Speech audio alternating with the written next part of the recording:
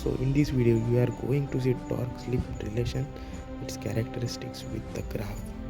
So this video is dedicated to the Indian Army. तो बोलते हैं जय हिंद और करते हैं शुरुआत इस वीडियो की. So hello friends, welcome in the Learn arc.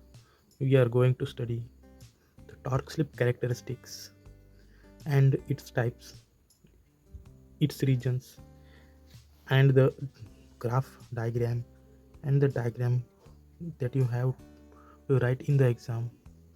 So this video is tributed to the Indian Army and the Indian soldiers who fight for us. So बोलते हैं जय हिंद और करते हैं शुरुआत आज की वीडियो की.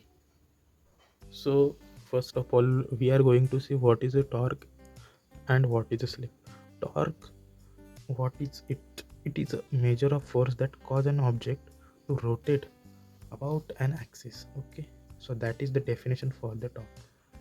And आगे है हमारा slip.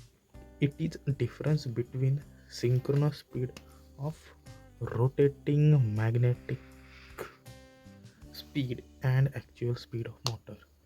Okay, so those both definitions are so easy, you have to prepare for those. And this is the important equation, torque slip equation. You have to remember, याद रखना ही है आपको, where torque is equal to k small s r2 into e2 square divided by r2 square plus inside a bracket x s x2 square. Okay, so देखते हैं ये क्या है. जो हमारा s है वो स्लिप है. ओके, r2 जो है वो रोटर रेजिस्टेंस है, या फिर आप इसको फेज कह सकते हैं. हमारा जो x2 है वो है rotor reactance, phase at stand still भी आप बोल सकते हैं. इसके बाद है e2, जो हमारा E2 है वो है रोटर का EMF. Okay, so we can also write it as Z2 is equal to R2 square plus SX2 bracket square. ये टर्म को, वो ज़्यादा इम्पोर्टेंट नहीं है, ठीक है, पर you can also write in that way. So friends, this is the first condition. You can call it as first condition और low slip region. Simple language में ही देखेंगे, ज़्यादा कॉम्प्लेक्स नहीं करेंगे, ठीक है, जो एग्जाम में लिखना है उतना. You can get lengthy equations in the books, but this is the important part. ज़्यादा लंबा नहीं करना है, ज़्यादा कॉम्प्लेक्स नहीं करना है, ईजी रखना है, ठीक है. तो लो स्लिप रीजन जो होता है वो हाँ स्लिप ज़ीरो होता है. इसके नाम में ये लिखा है लो स्लिप मतलब ज़ीरो मतलब approximately zero. Okay, here slip S is equal to zero. Slip अगर ज़ीरो है तो टॉर्क भी ज़ीरो ही होता है, ठीक है. When rotor speed is very लो, हमारा जो मोटर का रोटर स्पीड है वो बहुत ज़्यादा लो होता है, तब near to synchronous speed. So when slip is very low the value S X two square is neglected. Okay, अगर एस बहुत कम होगा, अगर ज़ीरो होगा तो ये तो वैल्यू ज़ीरो ही होती है, ठीक है. तो हमारा जो पहला फार्मूला है वो थोड़ा मॉडिफाई करके हम ऐसा लिख सकते हैं, और वैसा ही है. Torque is equal to K S E two square R2 divided by R2. Okay, तो हमारा हुआ क्या, ये निगलेक्ट हुआ, इधर से ये निगलेक्ट हुआ. ओके, तो बचा कौन, ये और ये. ओके, तो ये कैंसिल हुआ, बचा हमारा S. So T S. Okay, तो ये है फर्स्ट रीजन. और हम देखते हैं आगे डायग्राम में हमें क्या देखना है और कैसा इसका एक्सप्लेनेशन है. Okay, as you can see in the diagram, here is T max means maximum torque. ये ब्रेक डाउन टॉर्क है, इससे ज़्यादा नहीं जाएगा आपके torque. Okay, so it is T max. And ये है स्लिप का, यहाँ पे है ज़ीरो, और ये मैक्सिमम स्लिप हो सकता है S इज इक्वल टू 1, तो ये यहाँ पे है. ओके, तो अभी हम देख रहे हैं लो स्लिप रीजन, जो कि ये है. अगर स्लिप ज़ीरो होगी तो टॉर्क भी ज़ीरो होगा. और यहाँ पे जो है, जो लाइन खींचे है, इसके यहाँ पे है लेफ्ट साइड पे LHS पे है स्टेबल कंडीशन और RHS पे है अनस्टेबल कंडीशन. जो हमारा मोटर है वो इस रीजन में ऑपरेट होना चाहिए, तो वो होता है आइडियल. एस की वैल्यू जब ज़ीरो होती है तो इस रीजन में ऑपरेट होता है, जो आप देख सकते हैं. एक पूरा एक कर्व प्रॉपर एक है, अच्छा पूरा स्ट्रेट लाइन में ऑपरेट कर रहा है। तो ये है हमारा मोटर का लो स्लिप रीजन, तो आपको पता ही चल गया होगा। अब हम देखते हैं मीडियम, उसके बाद देखेंगे high region. So friends, this is explanation for the medium slip region. Here is a value of S is approximately between 0.4 to 0.6. Okay, सो ये मीडियम रीजन है। इसमें जो क्या होता है आपने डायग्राम में देखा होगा, आगे हम एक्सप्लेन करेंगे ही।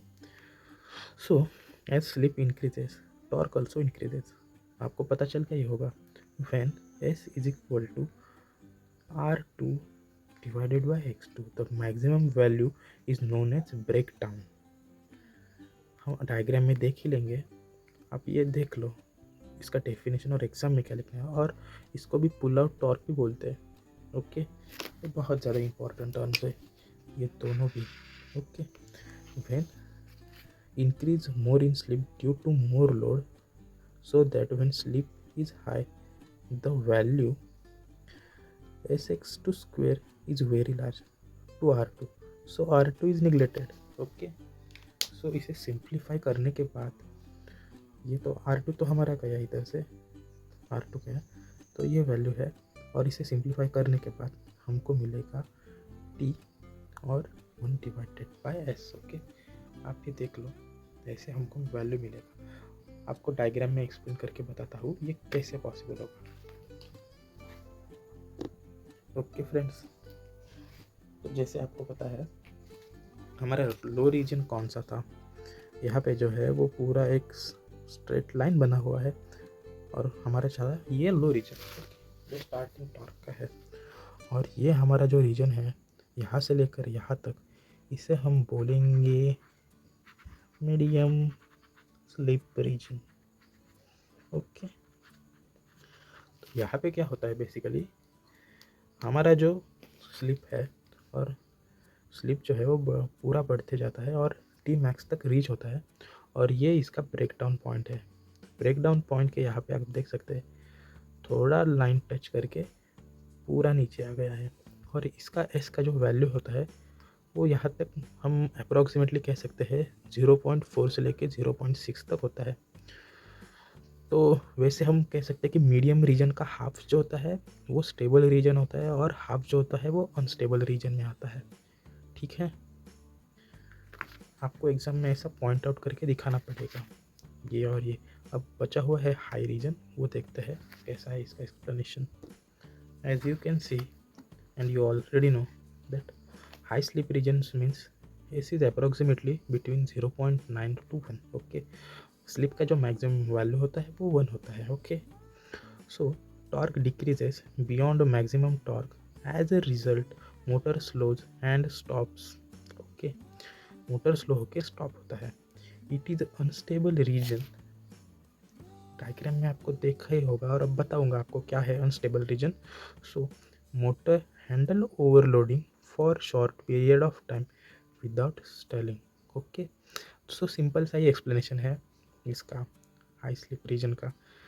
अनस्टेबल हमारा जो मोटर होता है उसमें अनस्टेबल ही होता है, अनस्टेबल रीजन में ही रहता है मोस्ट प्रोबेबली, तो ये यूज़ नहीं होता है। आइडियल जो हमारा मोटर का रीजन जो है वो है लो, और मीडियम का जो है वो हाफ होता है, वो स्टेबल में रहता है, और हाफ जो होता है वो अनस्टेबल में रहता है। हम डायग्राम में देखते हैं इसका एक्सप्लेनेशन।